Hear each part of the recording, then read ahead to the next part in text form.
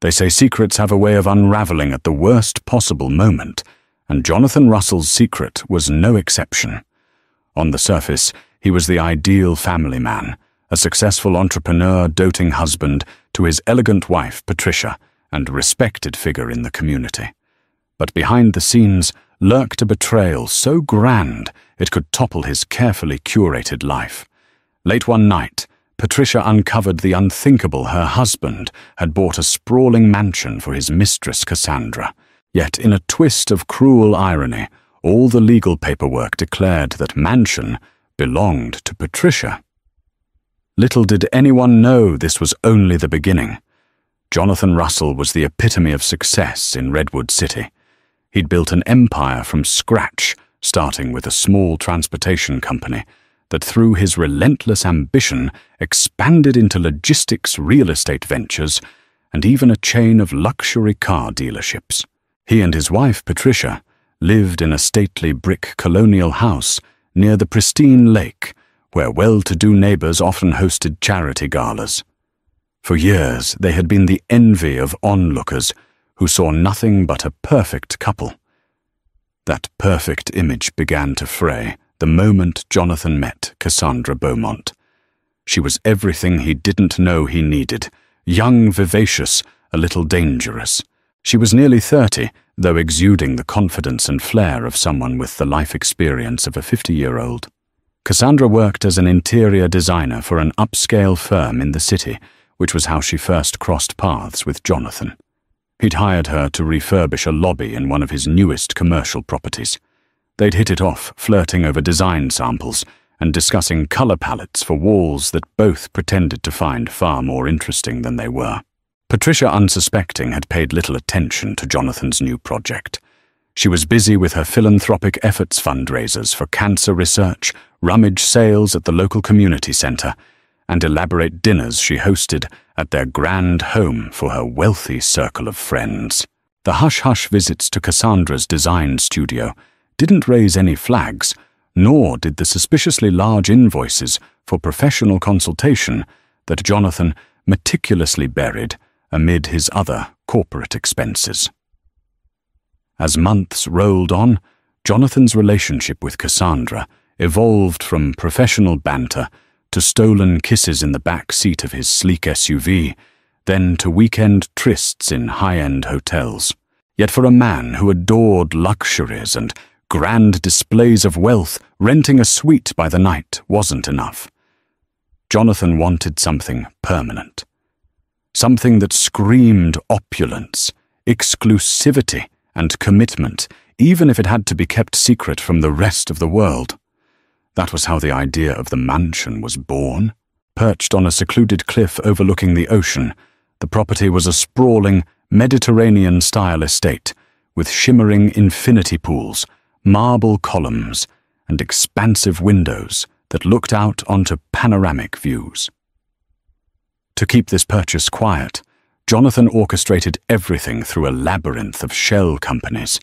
He consulted his lawyers behind closed doors, hammered out the finances, and sealed the deal before anyone else caught wind.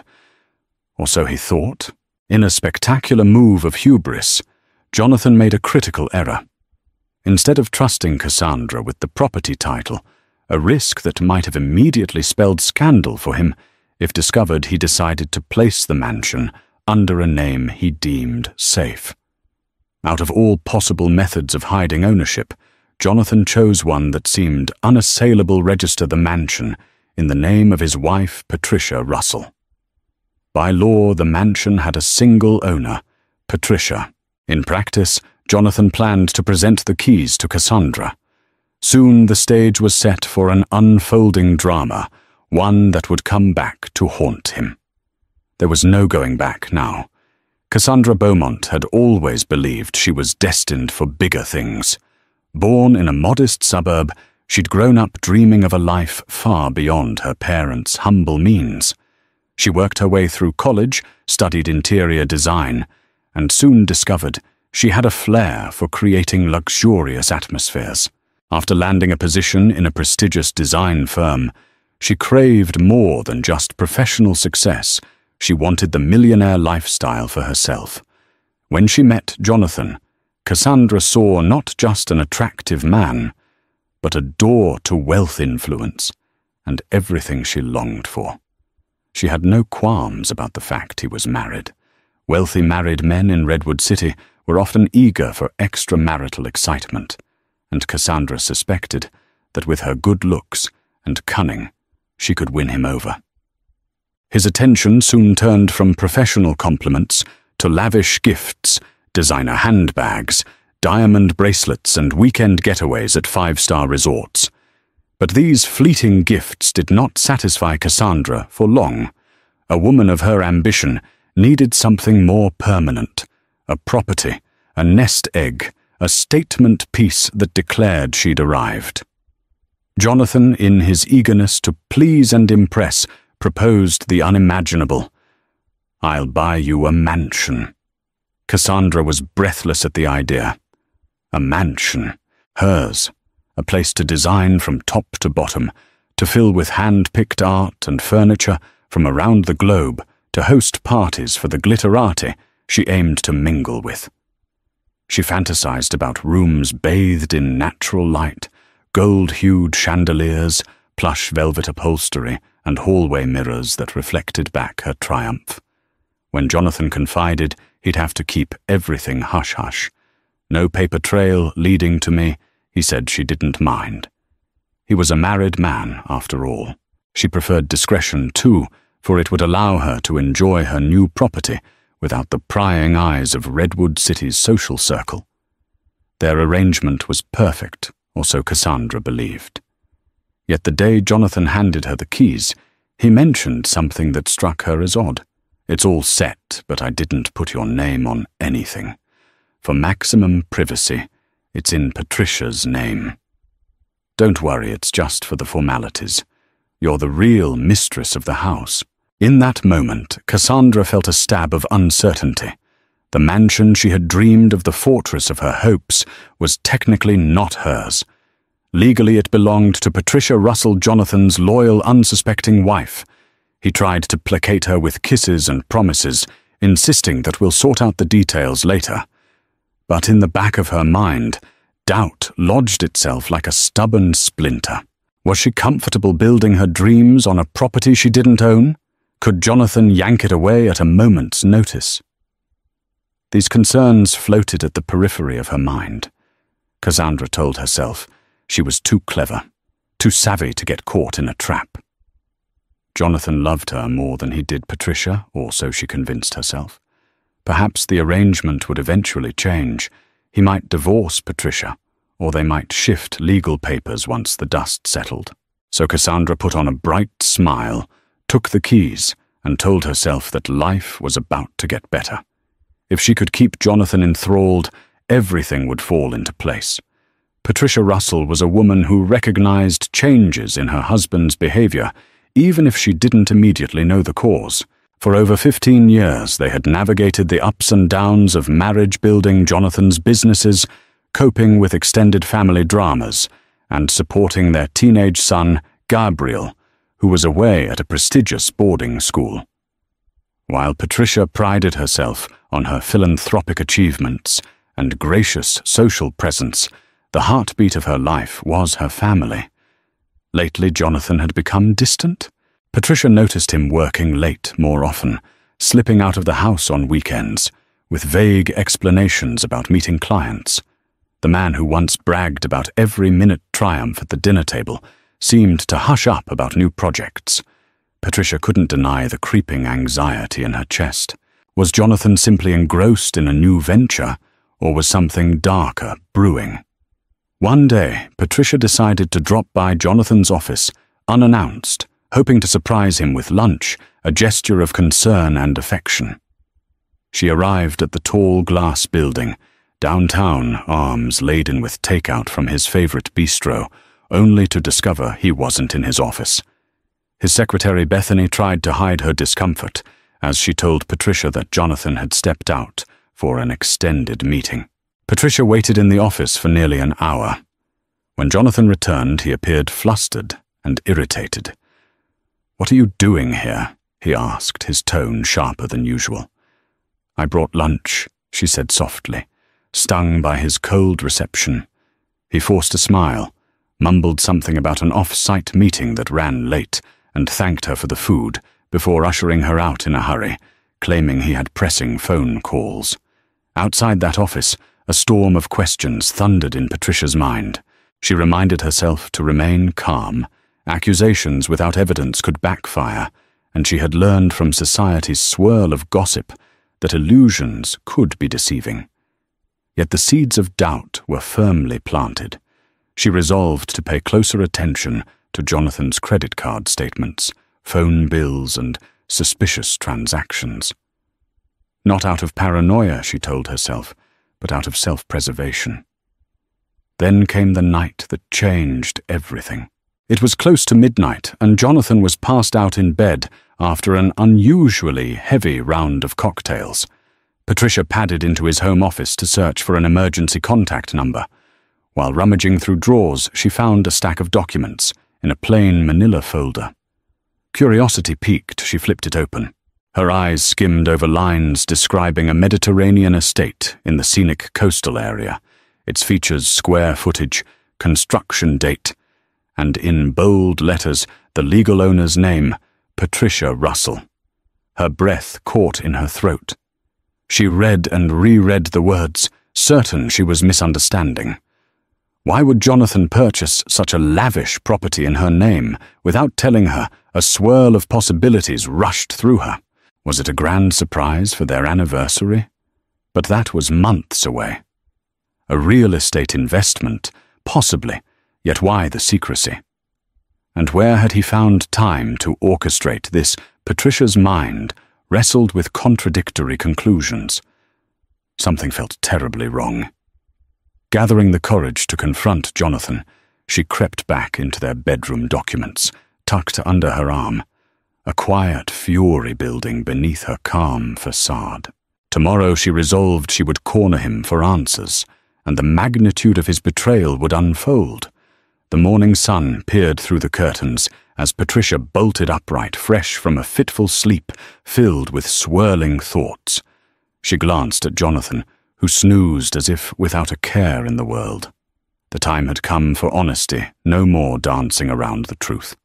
After breakfast, when the household staff had retreated to their daily tasks, Patricia asked Jonathan to join her in his study. He walked in, mug of coffee in hand, and closed the door behind him. She pulled out the manila folder and placed it on the mahogany desk between them. "What's this about?" he asked, feigning ignorance. "You tell me," Patricia responded, her voice steady but laden with tension. "I found these documents last night. It seems you purchased a multi-million-dollar mansion in my name. Care to explain?" A flicker of alarm crossed Jonathan's face. He pursed his lips, searching for a plausible story. "I was going to surprise you, Patricia.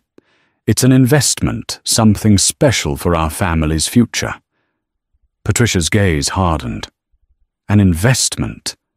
Then why hide it? Why is the property not listed among our joint holdings? And why are there no records of the transfer in our usual channels?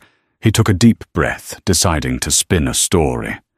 "I needed to move quickly to secure the property. There was fierce competition. I used a different company to close the deal. I wanted it to be a surprise. That's all." She stepped closer, eyes locked onto his. "Surprises are usually pleasant, Jonathan. This feels off. You've been distant, secretive, and now I find out about this extravagant mansion in my name that you never mentioned. You expect me to believe you did this solely for our family's benefit?" Jonathan's pulse hammered. He'd hoped to handle this conversation under more controlled circumstances, preferably after perfecting the narrative. Yet he recognized that his standard charm might not work this time. Patricia was too intelligent, too hurt, and too proud. Desperate, he tried another angle. "Look, I'm sorry I kept you in the dark. I'll be honest. It's a project I've been working on for a while, and it got complicated. I didn't want to drag you into it until it was complete." She fixed him with a level stare. "And now that it's complete, you are still going to keep it a secret?" Sweat beaded on Jonathan's brow. He could sense the futility of his excuses. Patricia's trust in him had obviously taken a beating. She was known for her gracious demeanor, but he also knew she was capable of an inner steel. If pushed too far, she could become an implacable adversary. "I made a mistake," he said, finally, voice subdued. "I'm sorry." Patricia exhaled slowly, her anger tempered by heartbreak. "Then prove it. Show me the mansion. Show me every paper, every bank statement, every detail. If this was truly an investment, you can open the books." His mind scrambled. Could he afford to let Patricia see everything? Absolutely not. The entire arrangement had Cassandra's fingerprints. She'd chosen wallpaper colors, furniture, and remodeling contractors. Her signature was on some purchase orders. If Patricia looked deeply, she'd see the mistress's name repeated over and over. But refusing Patricia now would only strengthen her suspicions. Cornered, Jonathan nodded, forcing a weak smile. "Of course. I'll show you the place. Let's arrange a visit this weekend." Patricia left the study, the folder under her arm, her shoulders tense with the weight of betrayal. She had demanded answers, and he had promised them. Yet her intuition told her that the truth, when it finally emerged, would be far more complicated than she could imagine. That weekend, the tension was palpable as Jonathan and Patricia set out for the coastal property. Jonathan insisted on driving alone, turning down Patricia's offer to bring along any relatives or realtors. He kept glancing at her out of the corner of his eye as they navigated winding roads past rugged cliffs and scenic beaches. Patricia stared silently out the window, recalling memories of early in their marriage, when Jonathan was transparent with his ambitions, sharing every detail of his plans. How far they'd strayed from that closeness, she reflected with a pang of sorrow. At last, they reached the estate's massive iron gates, flanked by stone pillars and intricate landscaping. A guard pressed a button. The gates swung open, and they drove onto the expansive driveway. Patricia looked around, her heart pounding. The mansion was breathtaking high-arched windows, terracotta roof tiles, a sprawling porch. Lavish, yes, but something felt eerily sterile, like it belonged to strangers, not a family. Jonathan led her through the grand foyer, with its marble floors and crystal chandeliers. Her eyes took in the impeccable decor, plush white sofas, floral arrangements, and mirrored walls, all suggesting a woman's touch. Patricia's anxiety spiked. She recognized the signature style of a particular interior designer she'd once read about, Cassandra Beaumont. "I see Cassandra Beaumont's name on these design features," Patricia said, her voice tight. "Did you hire her?" Jonathan hesitated. "Yes, she's one of the best interior designers in the region. I wanted this place to look perfect." Patricia forced a nod, though her insides churned. She had previously seen Cassandra in magazines, an up-and-coming designer known for catering to the city's elite. Her suspicion that Cassandra might be more than just a designer to Jonathan flared. She glanced around the living room, scanning for any personal items that might confirm her darkest fears. Jonathan's nervous energy told her more than he realized. While Jonathan showed her around, a moment of panic nearly overcame him. There were pictures of Cassandra in one of the upstairs bedroom closets. He discreetly maneuvered Patricia away from that area, guiding her instead to a sunroom with floor-to-ceiling windows overlooking the ocean. But Patricia sensed his redirect and began to question everything. "Is this property really for us?" she asked quietly, turning to face him. Her eyes held heartbreak rather than anger. "Or is it for someone else?" His face went pale. For a split second, Jonathan contemplated telling her the truth about Cassandra, about how he'd gotten in too deep. But fear held him back, and he offered a tepid denial. It's for us.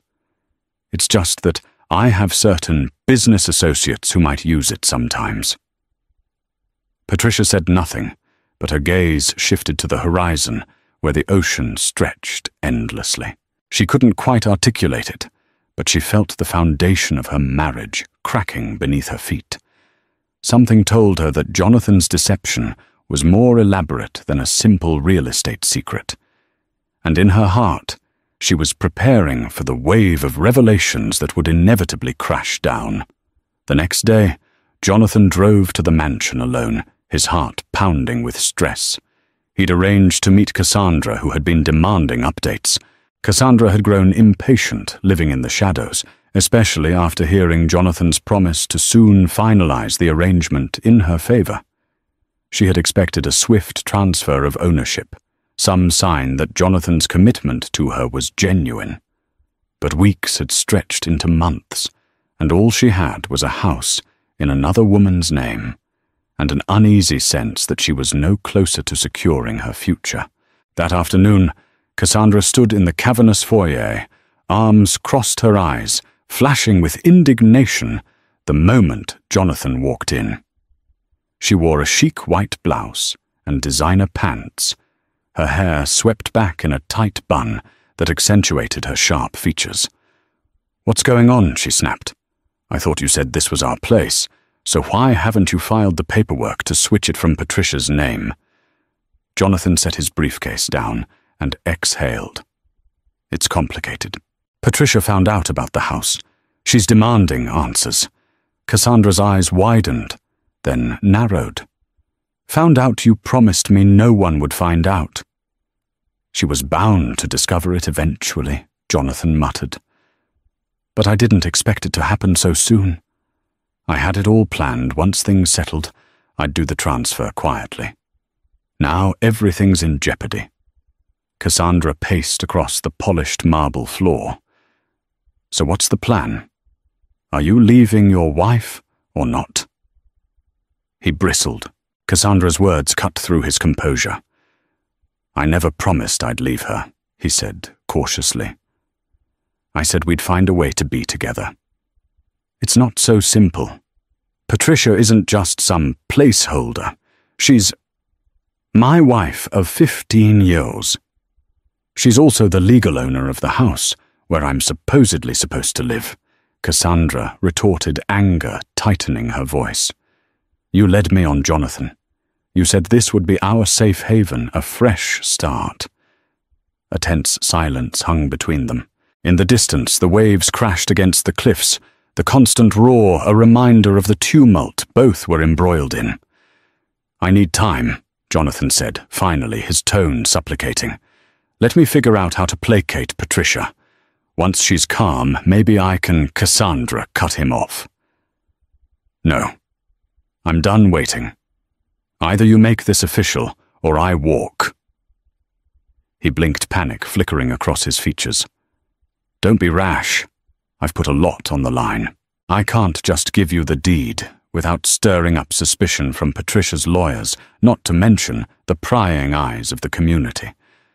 And if my board members at Russell Enterprises suspect a scandal, it could jeopardize everything." Cassandra's voice turned icy. "It's always about your image, isn't it? You and your precious reputation." She took a breath. "I want the mansion in my name, or at least some legal guarantee by the end of next month. If you can't deliver, I'll find a way to expose your affair. One phone call to Patricia, or worse, to the press, and your entire empire may crumble." Jonathan's expression hardened, though fear flashed in his eyes. "Cassandra, don't do anything hasty. You realize you'll lose, too. You'll be at the center of a scandal, your career ruined, your social standing destroyed." She laughed bitterly. "I'd rather risk everything than keep living in uncertainty. Figure it out, Jonathan, or get ready for the consequences." With that, Cassandra snatched her purse and stormed out her heels, clacking angrily on the marble as she left. Jonathan stood there, the walls of the mansion pressing in.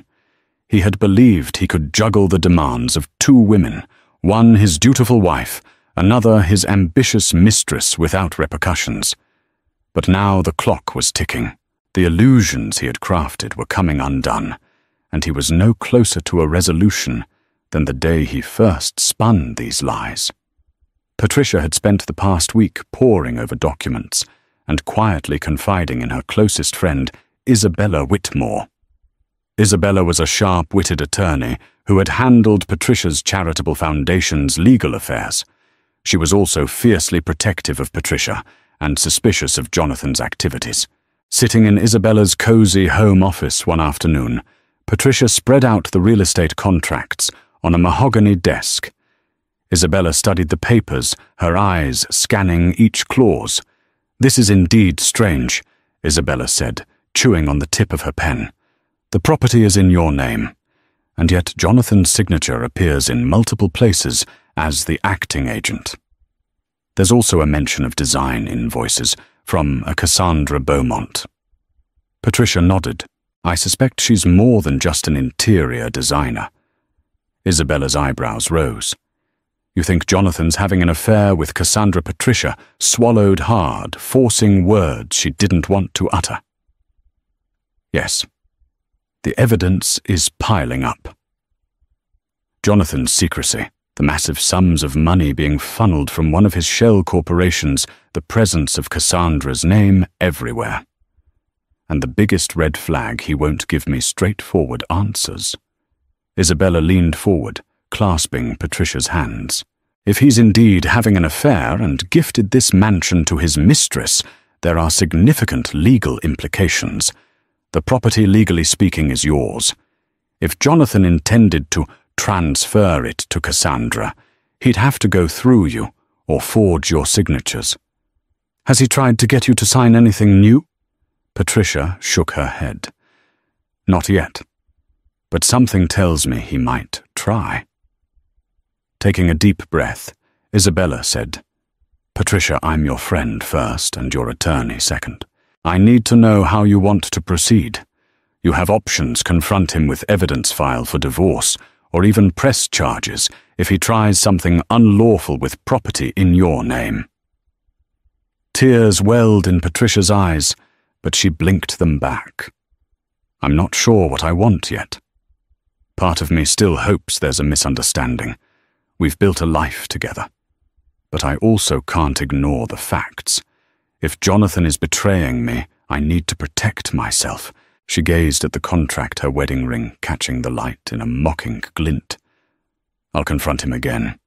I'll demand the truth about Cassandra. If he lies or tries to manipulate me, I'll know what I have to do." That evening back at home, Patricia steeled herself. She waited until Jonathan returned well past dinner time. She confronted him the moment he stepped inside, unable to mask her determined resolve. "Jonathan," she said evenly, "I think we should talk. Properly. No more games." He looked wary, setting down his briefcase slowly. "Sure." "About what?" She motioned for him to follow her into the living room. Once they were both seated, she drew in a breath. "I want the complete truth about this mansion, about Cassandra Beaumont, about everything." His face went pale. "Patricia, I don't know what you think." She cut him off, her voice, calm yet tinged with controlled fury. "Don't insult me. I have documents showing that you've poured hundreds of thousands into renovations, all commissioned by Cassandra. I've also done my own research. She's your mistress, isn't she?" His silence confirmed her suspicion. He kept his gaze low, unable to meet her eyes. "And you put the mansion in my name so you wouldn't be directly implicated," she continued. "Tell me, Jonathan, did you think you could hide this forever?" Jonathan's defenses caved. Shoulders sagging, he nodded, tears of shame glistening in his eyes. "I never meant for it to go this far." "Patricia, She raised a hand, cutting off his excuses. "I don't want to hear how you didn't mean it. You did it. You carried on with her, bought her a mansion, using me as a shield. He tried to stand to reach for her. She flinched away. "Patricia, I'm so sorry. Please give me a chance to explain." Her eyes were cold, glimmering with unshed tears. "Explain. It's too late for half-truths. If there's anything left to salvage of our marriage, I need to see change, real change, not empty words." Jonathan collapsed onto the sofa, head in his hands. He began to recount a sanitized version of events, blaming midlife crisis, claiming Cassandra lured him in, disclaiming any real feelings. Patricia listened, but she felt more numbness than empathy. This was the man she had believed was her partner for life. The more he spoke, the deeper her sense of betrayal cut. At last she got up, voice barely above a whisper. "I'm going upstairs. You can stay down here. And Jonathan, don't think for a second. I'll let you hand that mansion to her. It's in my name. If you so much as attempt to transfer it illegally, I'll ruin you in court." "Do you understand?" He looked up, frightened by the venom in her words. He had never seen Patricia so resolute, so cold. He nodded meekly. "I understand." Then, without another word, Patricia left him, to sink deeper into the quagmire he had created, one where the illusions of a perfect life were shattered, and all that remained was the harsh reality of betrayal. Cassandra walked through the mansion's empty corridors, her heels clicking on the marble floors, resonating like an echo of her discontent. Jonathan had gone silent for a week, not responding to her calls or texts with any meaningful update. She sensed the precariousness of her position. She was perched between comfort and calamity. Her frustration mounted. This was supposed to be her triumphant ascent into Redwood City's highest social circles. Yet here she was, living in a house owned by a woman who despised her, uncertain if she'd be kicked out at any moment. Cassandra realized if she didn't take control, she risked losing the only real foothold she had ever gained in a life of affluence. She dialed Jonathan once more, leaving a firm voice message. "I won't be ignored.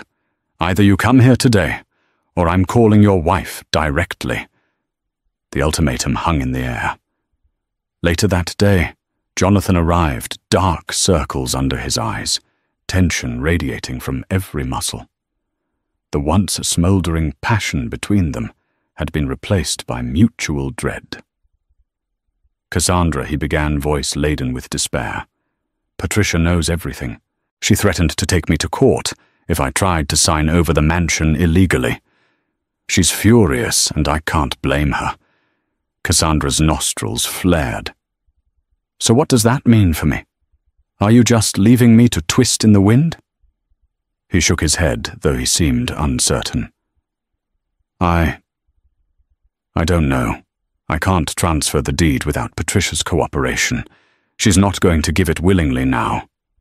"Then get her to Cassandra," snapped, stepping closer.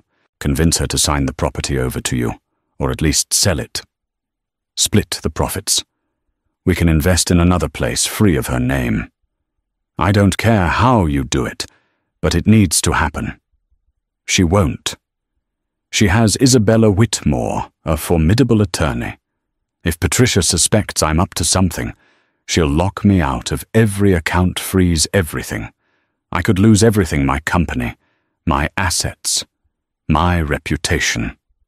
A sardonic laugh escaped Cassandra's lips.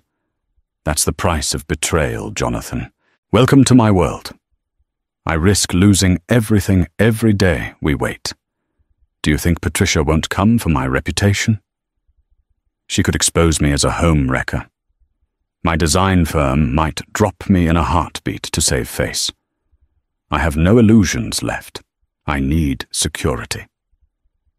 Jonathan raked his fingers through his hair. "What do you want me to do?" Her eyes narrowed. Force her hand. Threaten her with the worst possible humiliation. Maybe if she realizes the scandal that would erupt, divorce, public betrayal tabloids, she'll prefer a quiet settlement. Offer her a deal if she signs over the mansion, or allows us to sell it discreetly, you keep the affair private. If not, we drag everything into the light." Jonathan paled at Cassandra's cutthroat suggestion. "Blackmail Patricia. You can't be serious. She's my wife, the mother of my child. I can't stoop so low." Cassandra shot him a steely look. "Then watch your empire crumble." "I have no sympathy left, Jonathan. You courted me, promised me the world, used me. Now you want to preserve some shred of nobility? Choose wisely. I'm not waiting around forever." He bowed his head, torn between the monstrous proposition and the fear of losing everything. Cassandra pressed on her voice a whisper of urgency. "Either you do something or I will. I'll go to the tabloids, or maybe I'll go directly to Patricia and make a private arrangement with her. What do you think your wife would say if I offered her a deal to vanish from your life in exchange for a substantial payout?" She might even prefer that. The idea of Cassandra and Patricia negotiating directly struck panic in Jonathan's heart. If that happened, Patricia might unleash her fury in ways that destroyed him utterly, exposing shady business dealings, revealing his extramarital spending, pushing their son Gabriel away from him forever. The risk was too great. "All right, Jonathan," croaked, sinking into an armchair. I'll talk to Patricia. Just give me a little time." Cassandra gave him a long, evaluating stare. "No more than a week. After that, I handle things my way." He nodded, trapped in a web of his own, making each thread cutting deeper into his conscience. Cassandra left the room, her footsteps echoing down the corridor. Jonathan sat there alone in the imposing luxury of a mansion that was never truly his. The walls seemed to close in as he realized the net result of his duplicity. He now had two furious women ready to destroy him if he made a single misstep. And the clock was ticking faster by the moment. Despite her heartbreak and betrayal, Patricia was no shrinking violet. After their confrontation, she had quietly begun consolidating her resources. She met again with Isabella Whitmore, detailing every aspect of Jonathan's confession. "I want to protect my financial interests," Patricia stated, her eyes reflecting a newfound resolve. "More importantly, I want to protect my son Gabriel from the fallout. Jonathan's scandal cannot drag Gabriel down." Isabella listened attentively. "We can take steps to separate your finances from Jonathan's while you decide on next moves, whether that's divorce or some form of legal separation. As for the mansion, it's in your name. You could sell it, lease it, or do nothing at all." Patricia sighed, a storm of emotions swirling within. Selling it would be the logical move. But part of me wonders if Jonathan might try to pressure me otherwise. He's so entangled with that woman. Cassandra. I see no reason to keep this property if it's become a symbol of their affair. Isabella nodded. "If you choose to sell, be cautious. Jonathan may attempt to sabotage the sale if he or Cassandra still harbor any hopes of claiming it. Legally, though, you have the upper hand. As sole owner, you can do what you want with that mansion. He can't force you to sign anything against your will." A wry smile tugged at Patricia's lips. "Good, because if Jonathan thinks he can strong-arm me, he has no idea what I'm capable of." The following day, Patricia made a bold move. She visited the mansion alone. She drove up to the iron gates, flashed her driver's license to the guard, and announced that she was the legal owner. The guard, caught off guard by the unexpected arrival, allowed her in. Patricia stepped into the grand foyer, inhaling the scent of fresh flowers that Cassandra must have placed in glossy vases. Anger flared. This was her property, yet it was being used to facilitate Jonathan's deceit. She wandered through the sunlit rooms, each decorated in Cassandra's favored style, an aesthetic that felt antithetical to her own tastes. As Patricia reached the second floor, she came across a walk-in closet filled with expensive garments in Cassandra's size. A painful lump rose in her throat at the tangible evidence of her husband's betrayal. Anger rushed to fill the void where sadness resided, fueling her determination. Without warning, she heard a door slam downstairs. Her heart thumped. She crept back to the stair landing, peering over the banister. Cassandra stood in the foyer, rummaging in her purse for something oblivious to Patricia's presence. Patricia descended the stairs, each step echoing with quiet authority. Cassandra glanced up, startled, then quickly masked her surprise with haughty composure. "Well, this is awkward," Cassandra said, placing a hand on her hip. "Didn't expect to see you here, Patricia." "I could say the same," Patricia replied coolly. "But then again, I actually own this mansion. Unlike you." Cassandra's eyes narrowed. "Is that why you're here?" To rub it in, Jonathan said he was going to talk to you about an arrangement. Patricia raised an eyebrow. "An arrangement? You must be delusional if you think I'm about to gift you this place. I'm here to see what exactly you and Jonathan have been doing, and I have every right to be here." The two women squared off, tension crackling in the air. After a moment, Cassandra's bravado flared. "You can waltz in here playing the wounded wife, but let's face it. Jonathan came to me because you couldn't keep him interested. Don't blame me for your marital failures." Patricia's jaw clenched. She refused to let this woman provoke her into a screaming match. "I'm not here for petty insults. I'm here to let you know that this arrangement is over. The mansion belongs to me entirely. If you're smart, you'll gather your things and leave before I have security escort you out." A flicker of uncertainty crossed Cassandra's face. Jonathan can't save you," Patricia cut in. "You want a place of your own. Go buy it. But it won't be off my back. Understand?" Cassandra stared at Patricia, momentarily speechless, before letting out a derisive laugh. "You're a fool if you think Jonathan won't find a way to transfer this property. He's unstoppable when he wants something." Patricia stared her down, unflinching. "That's where you're wrong. He's stopped. By me." With that, Patricia turned on her heel and walked out, leaving Cassandra standing in the foyer. The echo of Patricia's footsteps was a stark reminder that the power dynamic had shifted. Patricia might have been the wronged wife, but she was also a formidable adversary, one who would not be easily intimidated or manipulated again. Jonathan's phone buzzed relentlessly in his pocket as he paced his corner office at Russell Enterprises. He was in the midst of a meeting when the calls started, and dread coiled in his stomach. He guessed it was Cassandra, furious about Patricia's sudden visit to the mansion. Trying to maintain composure in front of his board members, he concluded the meeting early and retreated to a private room. There he finally picked up. Cassandra's voice burst out like a whip. "How dare you let Patricia barge in here and treat me like an intruder?"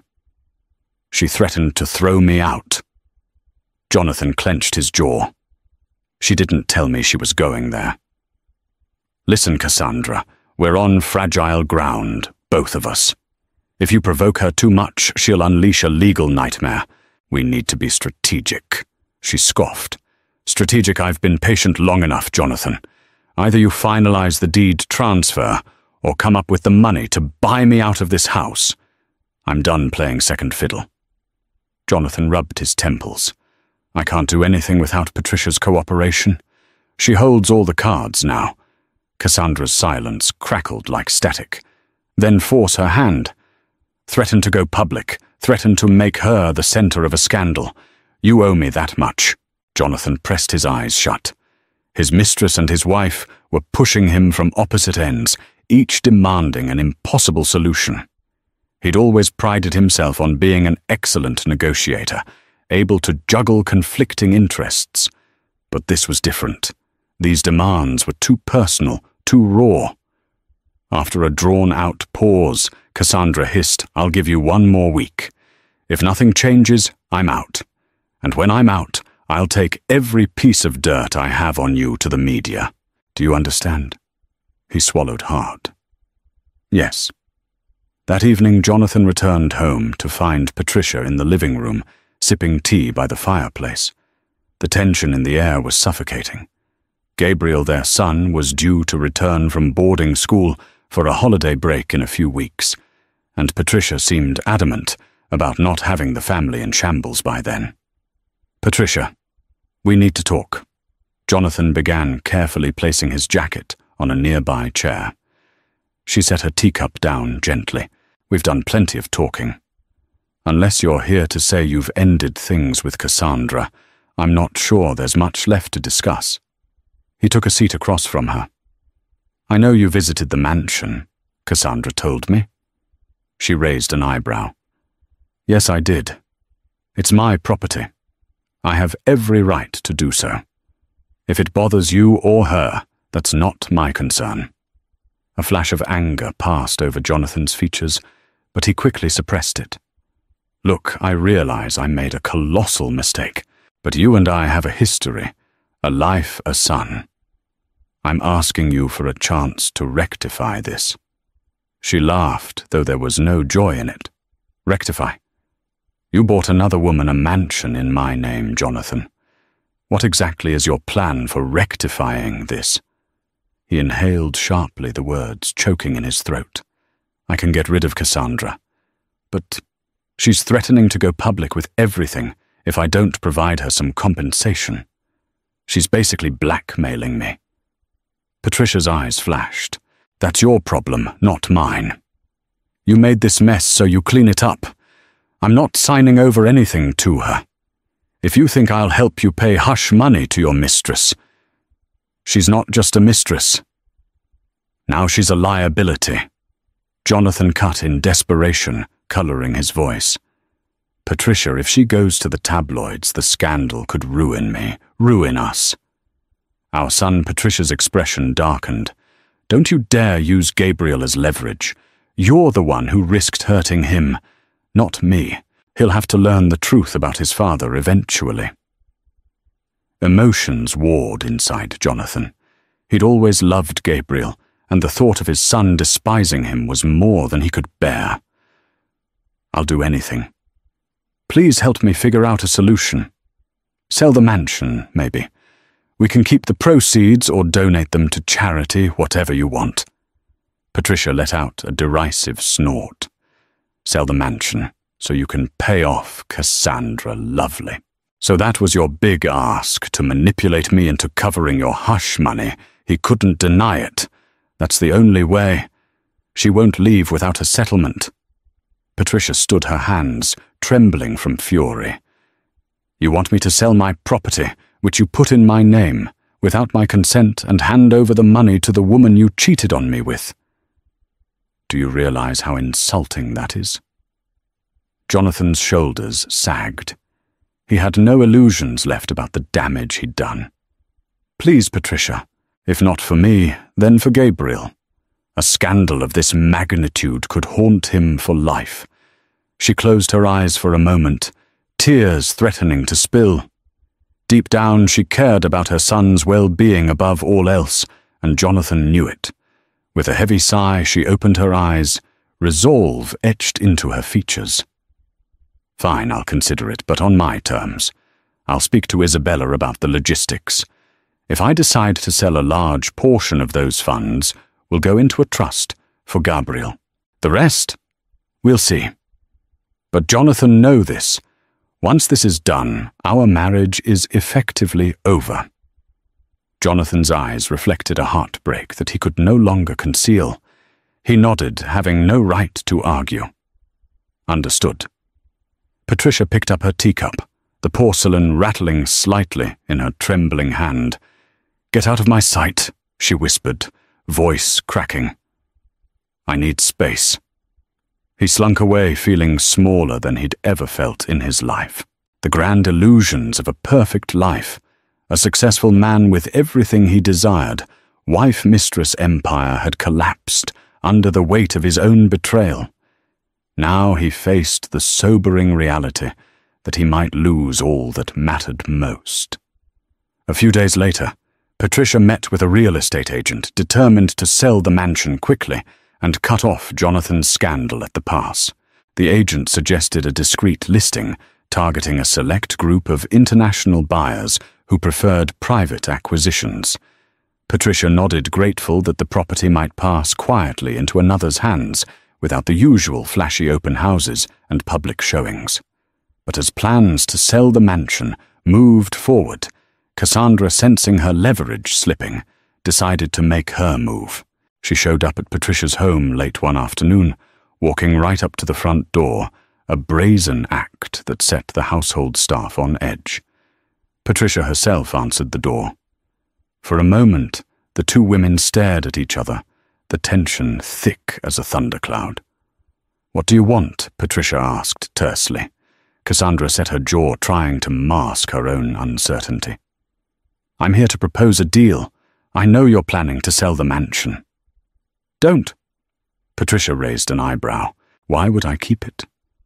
"That place is a shrine to your affair with my husband." Cassandra stepped forward, lowering her voice. "Look, Jonathan wants me out of the picture." "Fine, but I still want my share of what was promised to me. If you keep the mansion, we can create an arrangement you can lease it to a corporate entity, or to me under a corporate shell at a profit. I can pay rent, or we can share revenue from renting it out for private events. Anything but selling it. I stand to lose a lot if it goes to some foreign buyer at a discount." Patricia almost laughed at the audacity. "You're asking me to be your business partner after you wrecked my marriage." Cassandra's eyes flickered. "It's not personal, it's survival. If you think I'm going back to a cramped condo while you and Jonathan walk away with millions, think again. Either I get something out of this, or I expose everything." Patricia stared at Cassandra, the woman who'd invaded her marriage like a parasite, and saw fear hiding behind that bravado. Then, with a brittle smile, Patricia said, "You can do whatever you like, but you might find that your blackmail won't pay off as handsomely as you imagine." Cassandra pursed her lips. "So that's your final word?" "Yes." "Now get off my property." Cassandra turned sharply on her heel and strode away, but her threat lingered in the air like a foul stench. Days later, Redwood City awoke to a tabloid bombshell. A local gossip blog called City Gazer published an exposé prominent businessman Jonathan Russell's secret mistress and the mansion scandal. While the article didn't reveal everything, it was damning enough. It mentioned Jonathan's alleged affair, the rumored existence of a lavish seaside mansion hidden from the public, and even hinted at legal ownership being tied to Jonathan's wife. The piece exploded across social media. Investors in Jonathan's companies grew nervous, his business partners demanded explanations, and board members worried about the company's plummeting public image. Within 24 hours, Russell Enterprises' stock took a notable hit. Faced with a flood of negative press, Jonathan went into damage control mode. He called crisis PR teams, held emergency board meetings, and tried to quell the scandal by issuing a vague statement. "These allegations are private matters being resolved among family. I remain fully committed to my company's success." But the damage was done. Investors demanded accountability. Patricia, furious at being dragged into the headlines, ordered her attorney to issue a statement confirming that the mansion was in her name alone and that she had no involvement in any extramarital relationships. This effectively isolated Jonathan to face the fiasco on his own. Cassandra, meanwhile, found herself receiving both unwanted attention and business inquiries. Some potential clients thrilled by her newfound fame, others appalled by her role in the scandal. For every door that opened, two more seemed to slam shut. She quickly realized that infamy was a double-edged sword. While her name recognition soared, she'd been typecast as the unscrupulous Mistress. Reputable clients didn't want to risk their image by hiring her. The final blow came when Redwood City's elitist circles iced Cassandra out.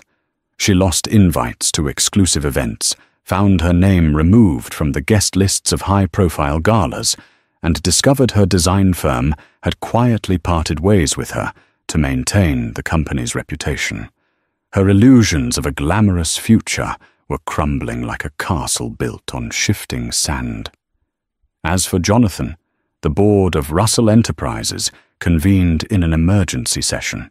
Key investors were incensed by the drama and demanded Jonathan resign as CEO to spare the company further embarrassment. Cornered, he grudgingly stepped down with a prepared statement about focusing on family and personal matters. Within a week, Jonathan went from the proud captain of a thriving empire to a disgraced figure fighting to salvage the remnants of his reputation. Patricia moved swiftly to distance herself, both legally and socially, initiating divorce proceedings. She kept the house by the lake and moved her son Gabriel back home under her protection. She also decided to halt the mansion's sale for now. With the market swirling in rumors, it made sense to wait. Cassandra tried in vain to contact Jonathan again, hoping for a last-ditch arrangement. He had nothing left to offer her, and he spurned her calls. Two people once entangled in a forbidden romance now stood on sinking ground, each accusing the other of betrayal. In the end, Patricia emerged not unscathed. Heartbreak and public scrutiny weighed heavily on her, but stronger. She discovered that adversity could reveal resilience she never knew she had, and she directed her energies toward ensuring Gabriel's stability and well-being. Karma had struck each player in the drama. Jonathan paid the price by losing his empire.